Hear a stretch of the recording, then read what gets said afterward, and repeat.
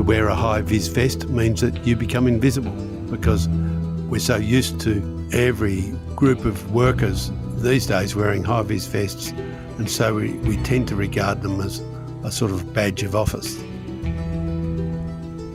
They said never carry food for dogs, because you can give them the food and then when you come out of the house, the savage dog sometimes turns savage again and takes your leg off.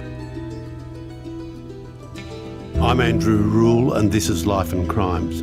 Today's podcast will probably be called Dressed to Kill, and that is because cunning crooks have always looked for a chance to masquerade as something they are not in order to get a little bit of edge over the rest of us.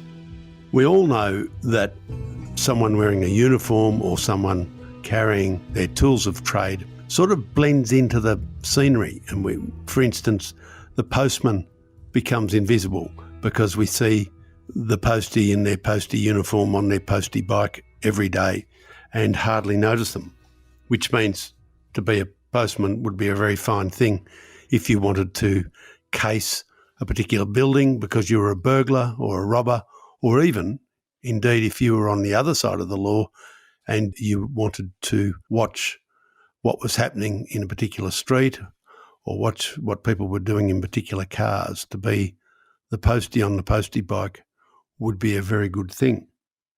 These days, a lot of people do this wearing, high-vis vests. I always say that to wear a high-vis vest means that you become invisible, because we're so used to every group of workers these days wearing high-vis vests, and so we tend to regard them as a sort of badge of office, that they're someone who's working on the road or doing something else that they're supposed to be doing, working for the council or one of the many groups or companies that employ people who need to wear high-vis, and so they blend in. It's dangerous to assume that they're all good guys, as we'll see. It's worth remembering when we look at this subject that wonderful millionaire crook Alan Bond, the late Alan Bond, who made hundreds of millions of dollars in his lifetime and lost a lot of it, he started out as a fairly shonky young fellow in Perth. And indeed, as a teenager, he was arrested at one point on suspicion of going equipped to burgle, I think it was, because he was wearing some sort of service company's overalls. I think it was the PMG, the Postmaster General's Department, or Telstra, or the Perth Gas or Electricity Company. But whatever it was, it meant that he could go from door to door, knocking on doors, seeing if anyone was home, and if they weren't home, it was alleged by the police, he would produce his break and enter tools from his back pocket and try and force his way into the house.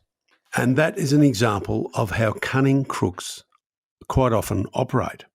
And they do it in all different ways. I can recall 3 or 4 years ago at night on the Geelong Highway between Melbourne and Geelong being pulled over by a plain-clothes car, which I couldn't actually see in the dark. But what I did see was the red and blue lights it had shining on its dash. And these lights, of course, looked exactly like the lights that plainclothes police cars use. And I thought I was being followed by the police. And after progressing for a couple of kilometres, I thought, well, I better pull over. And I did. And a man approached my driver's side window, and he was, in fact, wearing a high-vis vest or a high-vis jumper, which I found slightly disorientating because I was expecting to see a policeman in uniform. And I'm here to say that had that person been wearing a uniform and had that person been, clean-shaven and neat and tidy, I would have been completely sucked in, because naturally when we're pulled up by what appears to be police lights at night, we expect the person that approaches your car to be a police officer. But in this case, this guy was not wearing a uniform. He was wearing a high-vis jumper, which made him look like some sort of worker. But it was out of context, I thought, and I immediately drove off because I believed that he was, in fact, a car thief looking to hijack late-model German cars for a chop shop. which I think is probably a fair assumption because a lot of that went on. It's just one example of many that I can think of. Many years ago, I interviewed some very busy young burglars in Melbourne. These were guys who lived in the Housing Commission flats in Collingwood, which were famous in those times and possibly still are for housing some elements who are on the wrong side of the law. And these young fellows reckoned they could rob almost any house, and they were very good at it. And I asked them the secrets of their trade, and they said, well, you know, we look pretty young. We look younger than we are. They were probably 18 or so, and they looked 16. And they would wear tracksuits and runners and caps and stuff. And when they walked along the street, so they wouldn't just look like a pair of burglars, they would bounce a football or a basketball. And that would make them look like a pair of kids heading off to some sort of sport or something, or heading off to the park to have kick to kick. And they realised that that was a good way to disguise themselves. They also carried a tennis ball. And I said, what's that for? And they said, that's for dogs. They said, never carry food for dogs because you can give them the food, and then when you come out of the house, the savage dog sometimes turns savage again and takes your leg off. But if you've got the ball and you throw the ball and the dog retrieves it, it means you befriend the dog. And when you come out of the house with the money or the loot, you can throw in the ball and he'll run after it. And while he's doing that, you can jump over the fence and away you go. Tennis balls are much cheaper and easier to get than new legs. And so this is a well-trodden path. I think most of us are familiar, if we've lived in one house for years, particularly in the big cities, with the mysterious knock on the door from some often ratty-looking young bloke who doesn't quite look right. And when you answer the door, they say, oh, does Harry live here? Or does Penny still live here? Or my mate so-and-so. And the answer to that is no, never have. You can leave now because I know you're trying to case the joint. And they'll usually abuse you for a split second and then split before the police turn up, because all they're doing is knocking on each door to see if anyone's home, and that's just their little routine that they use. They're not actually looking for anyone, they're just looking for empty houses to burgle. And right up and down the scale of criminality, this stuff works, and it can work at length for, you know, big-time cons, or it can work for a few seconds or a few minutes in order for a crook to get the edge to pull off some stunt, whether it's a robbery or a con or merely to sort of disguise themselves against the background. It makes sense. And these thoughts came to me recently because in the recent raids across the world, the ANOM communication system raids, where the FBI and the Australian Federal Police very cleverly sucked a whole network of drug runners around the world into using a particular encrypted phone system to send messages. And this encrypted system was, of course, devised by the good guys in order to suck in the bad guys. And eventually it came to pass that it was time to roll up this network of crooks who were using these things. And they did that a couple of weeks ago, massive coverage on News Limited newspapers. And of course, they rolled up a huge amount of money, I think $190 million or something, huge amount of drugs and a large number of weapons. Naturally, when you raid, you know, crooks' places, you will find black money, cash money that they can't explain. You'll usually find drugs or traces of drugs, drug dealing, and weapons ranging from guns through to samurai swords and all the rest of it. And of course, police will tell you, you often find, with drug dealers, you'll often find reptiles, snakes and pet lizards, and often tropical fish or exotic birds such as macaws and parrots and all that sort of stuff, because crooks seem to love exotic pets for various reasons, one of which I think is that exotic pets can be worth a lot of money, and it's one way for them to spend black money is on animals which probably a lot of passers-by or even police don't really notice or care about. But some of these animals or birds can be worth very large sums, you know, $50,000, $100,000. And so crooks tend to have them. But in all this contraband and stuff that the police and agents found around the world, there was mention of arresting some people with the usual range of things and a police uniform. And I found that very interesting because in the same week we had a very small raid on a house in Richmond in Melbourne, which was not part of that huge FBI, Australian Federal Police collaboration. It was just local coppers grabbing local crooks in Richmond. And these local crooks in Richmond, in Little Buckingham Street, as it turns out, not only had the drugs and the money and the weapons, samurai sword and so forth, they had a prison officer's uniform. And it shows you that quite often when crooks are caught, they've got some means of disguise. And none of us really know whether that was just an opportunist thing, whether that uniform had fallen off the back of a dry cleaners or some sort of laundry service, or had been copied for a particular reason. Was it just a rainy day acquisition for a rainy day robbery? Or did they have some particular crime in mind? We'll never know because they won't talk about it. But you can see how advantageous even a prison officer's uniform could be, because it means that if you were walking through a prison car park at any prison in Victoria, if it was a Victorian uniform, that you probably wouldn't be immediately noticed. They'd think you were just another prison officer leaving work or turning up to work. And that means that you might be able to check through various cars. It means that you might be able to, if you're an escaping prisoner, that a prison officer's uniform would be a great thing to use. And it could even be useful if you were staging a robbery or some other sort of crime where it is necessary to buy a few seconds of someone's confidence, that if you're wearing a prison officer's uniform and you turn up in a bank or a gun shop or any sort of business, even a police station for that matter, that you might be mistaken for a short while for a genuine, legitimate prison officer, and that may well be enough time for you to pull off that particular crime. And we'll be back after this.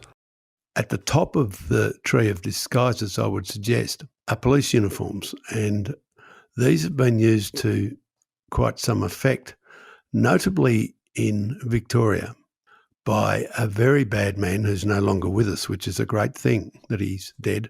His name is Rodney Collins. We've spoken about him before. Rodney Collins was absolute vermin. He was a cruel and callous killer. He was a hitman. He would almost kill people for fun, but usually for large amounts of money.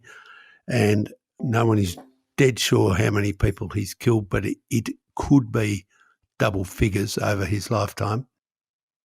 It is known that he killed a small-time drug dealer called Ray Abbey and his wife Dorothy at West Heidelberg many years ago in the 80s, and that he and his no-good accomplice, a bloke called Mark McConville, who's no longer with us either, who is a very evil man, they turned up at the Abbey's humble house in West Heidelberg, knocked on the door, dressed in police uniforms. And of course, the Abbeys, being not actually law-abiding, but at least reasonably quiet, just let them in because they thought they were police, and then discovered their mistake because the two crooks were doing a run-through looking for cash or drugs.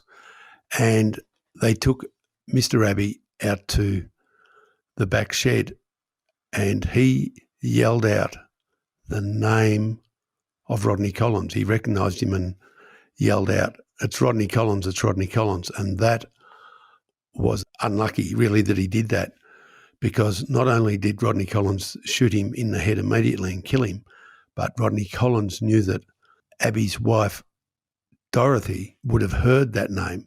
And so she instantly became a witness who could identify him. And he went inside the house and he killed that woman, I believe, by cutting her throat, which is a shocking, shocking crime. And what makes it even worse, if it could be worse, is that her terrified children, a girl and a boy, were just in the next room, cowering behind a door, naturally, terrified to hear what was happening.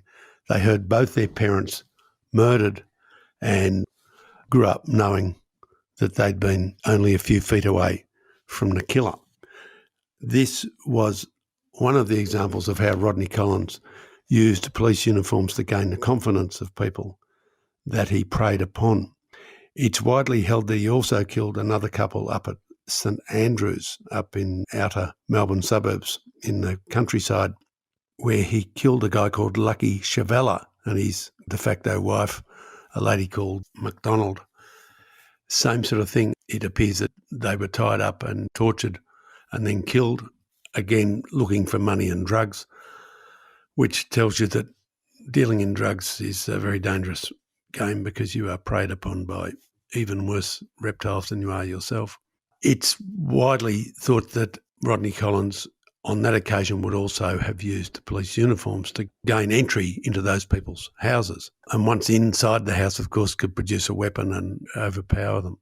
It's widely held, unprovable but quite believable, that in the notorious case of the killing of the Hodgsons, that is Terry and Christine Hodgson in Kew in 2004, that if Rodney Collins did the killing, which seems highly likely given the information that his paymaster, Carl Williams, passed on to police, that if he did that, it's probable that he gained entry to the Hodgsons' house by gaining their confidence. Now, the Hodgsons were already very scared.